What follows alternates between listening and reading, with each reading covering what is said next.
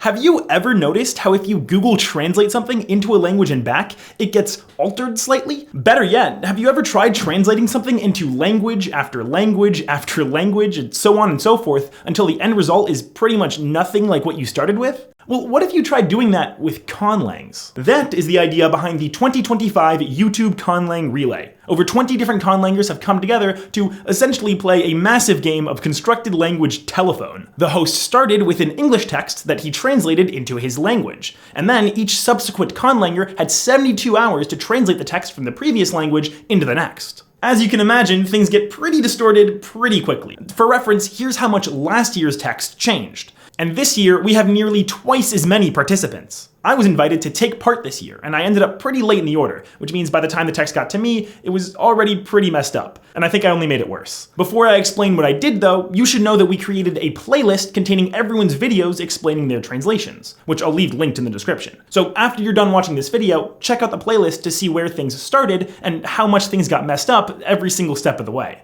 So it all started when I received this text from Logan, the previous participant. The text is in his conlang Uyerich Sarak Lezil, which from now on I'll be calling WSL. In addition to the text, Logan also passed on a mini glossary that defined all the words, as well as some brief grammar notes. And that is all I had to go by, some 400 words or so describing the grammar of an entire language. So I went through the text and at least started by translating every single word individually. I also decided to color code it by part of speech, which was surprisingly helpful. Things didn't get difficult until I had to actually try and make sense of the sentences. So WSL works in a kind of interesting way. Instead of having the normal parts of speech, like verbs, adjectives, etc., there are roles, which describe the relationships between different nouns. For example, this phrase has the nouns flight and you, and it has a role, which means agent. So the role specifies the relationship between the two nouns. You are the agent of flight, which means you fly. At least, I think that's how it works. That example isn't too bad, but what happens when you get more complicated roles, or sentences with more than one role, or sentences that have more than one specified noun? Sometimes I feel like I actually figured it out, but other times it felt like I was making an educated guess based on the meaning of the words. But the main thing I found difficult was the syntax. Look, I love all things linguistics. I love phonology, morphology, semantics, but syntax? I have never been good with syntax, which is a real shame because 1, syntax is super interesting, and 2, WSL has really confusing syntax. Okay, I don't think that's actually true. Honestly, if you read the grammar notes, Logan precisely explained all of the rules, and it really doesn't sound too tough on paper. I think the confusion was entirely my fault. In theory, all clauses start and end with specific types of particles, so it should be super easy to figure out where the clause boundaries are. But in practice, some of those particles are often dropped, and the clauses can shuffle around a bunch. Plus, sometimes words can be entirely dislocated from the clause. For example, the word mek means thing, but it can also stand in for a vor clause, in which case it gets entirely dislocated from its matrix clause. Now, what's a vor clause? Well, it's an entity clause. What's an entity clause? Well, it's either a complement clause or a relative clause, and depending on which clause it is, it refers to something different in the original clause. Have I said the word clause enough yet? So I was definitely confused at times. I don't think it was too difficult to figure out the meaning of individual portions of the text, but figuring out how it all fit together was definitely a struggle. It also doesn't help that, for some reason, I volunteered to do my leg of the relay during July 4th weekend, and of course I already had plans, so I didn't get to spend nearly as much time as I would have liked. But half the fun of the relay is the fact that stuff gets distorted through translation, so it's no big deal. And besides, I do think I figured a lot of it out. For example, this sentence was really stumping me, but eventually I concluded it meant something like this. This sentence in particular really helped me to understand the relationship between nouns and roles, as well as understanding voram clauses, which had been giving me a lot of trouble elsewhere. Unless I got that sentence wrong, in which case I've seriously misinterpreted things. Okay, I could yap about my shortcomings plenty more, but let me not waste your time. Here is my translation of Logan's WSL text. 3 days of the suns and the moons. You should fly over grass, because when you sell everyone seeds, afterwards they will sell them, and when they die, what you hear will be different from what you know. After that, I go wherever I want. Go past me with salt. Move towards warm water from a northern cave until the rivers become one. We both ought to be along the length of a thin path on an old bridge with 4 trees. A wise man speaks of the child. I wanted to move somewhere nearby when you rescued a ripped bag with my healing. A library speaks of the child. They begin warming under the sun, and then they eat a snack. My bag causes us both to begin regaining hope here. After relief, they begin to fail me by ripping me away from ripped cloth here, once I am soothed. The child speaks of them. I speak of bags of healing. Their growth is not from anything, and they will fail in 4 years. So yeah, kind of nonsensical, right? But remember, at this point it's passed through 16 other languages, so we would expect it to make little sense. Still, there's lots of stuff I'm pretty confident I got wrong, especially some of those larger sentences with multiple clauses in them. Regardless, I was satisfied enough, and I didn't have that much time remaining anyways, so I moved on to the next step, which is translating the passage into my own Conlang, Draconic, also known as Ætérnal.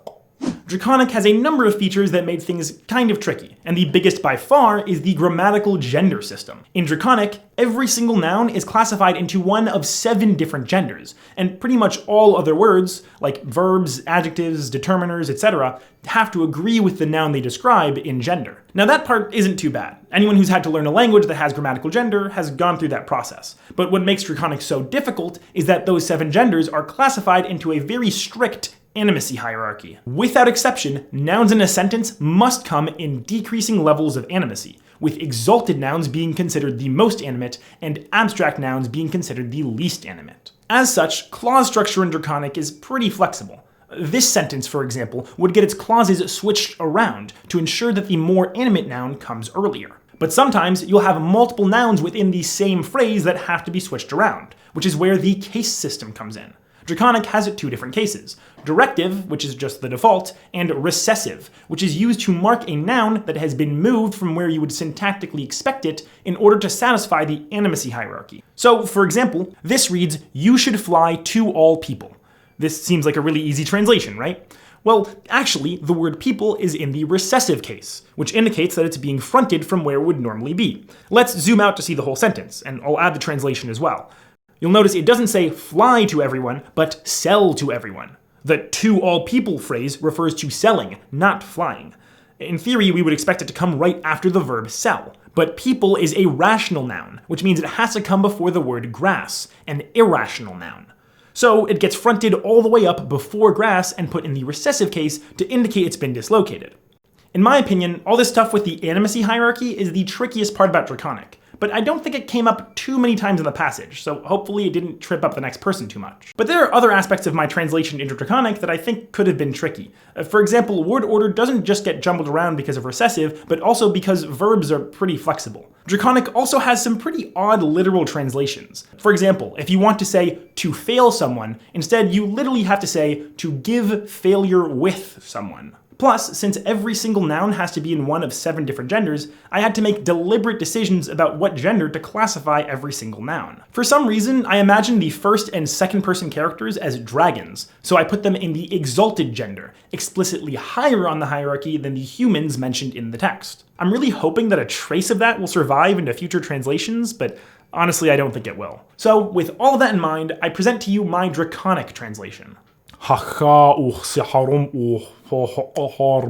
Senta'hukur thuchlichem chaf kalong ulef kahon achlul. Lisen qorchetul sachel sichlul, tre oru tufkor chetul. Litishfu tochachokuk kamek otichachuk hasun. Oru khansu thu farak farqok khensal. Sinrak tu silchon ka aklork. غير طولور توخ نازورك خورك سنرك تثوثلورك رارخورك حقوقتك ثول خيختوتك خنتعه طور قاسح في القراخ تسول خاطر أتك حختز أو توخ اكتك خلق ذرخ كا نزتك توخ لتق تسيخيف أو كا لون تول لسن خيثرة ذول خلن إقوه خاخون أور نخلق خغاختك خنسلو تسو ثو هوك قلحق أو كا لون خاخلول ترتق إل تسلتك تفليخال تحقوخاخوخ سي أورو تفكير فليختك خوخليرك أور نخلرك حقون ترخاك صوهن فليخ لخي روخ خاروح خاف تيرو خن عرخ هو أوك هنتك حقون هو تريثتك حقوقتك حاف تفليخ سأوك حقون فوهقق و طوق خيفتو تترقتيل كالون تول خنترق و أور نخلوخ حاخو لق تأخذ قوق حطوق شف حقق سي توخلوخ ترسيس حق خارقق. So that is about it. At the time of making this video, I've not actually seen any of the other translations yet, so I actually have no idea if I've done a good job or if I've horribly mangled the text. If you want to find out how I did, then remember to check the playlist in the description. That way you can see how things started, how they ended, and all of the distortions along the way. Then you can rewatch this video to see just how badly I messed up.